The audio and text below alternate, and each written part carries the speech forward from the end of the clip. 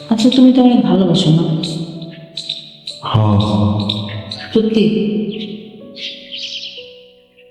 তাহলে একদিনের জন্য হইল খাওয়া।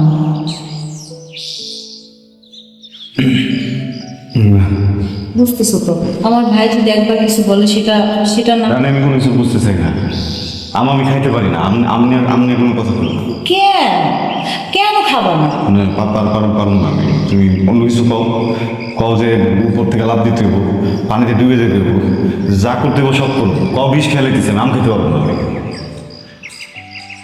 কি কারণ?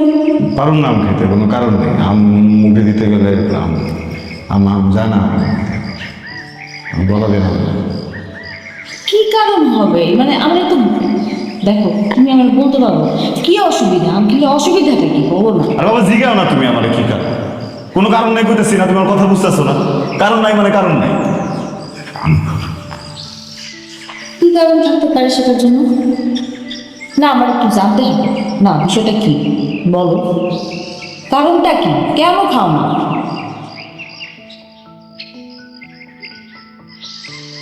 আম আম মুখে দিলে আমার মনে হয় যে আমি আমার বাপের রক্ত খাইতেছি। মানে? তুমি আর কি আম খাতক। একসময় আম খেতাম আমি, সকালে দুপুরে রাইতে, 3 বেলা ভাত খেয়ে আর না খেয়ে আমার খাওয়াই লাগতো। আমার বাপের আমের বাগান ছিল বুঝছো, প্রত্যেকদিন আম খেতাম। মৌসুম প্রায় শেষ, সব আম বেঁচে হয়ে গেছে।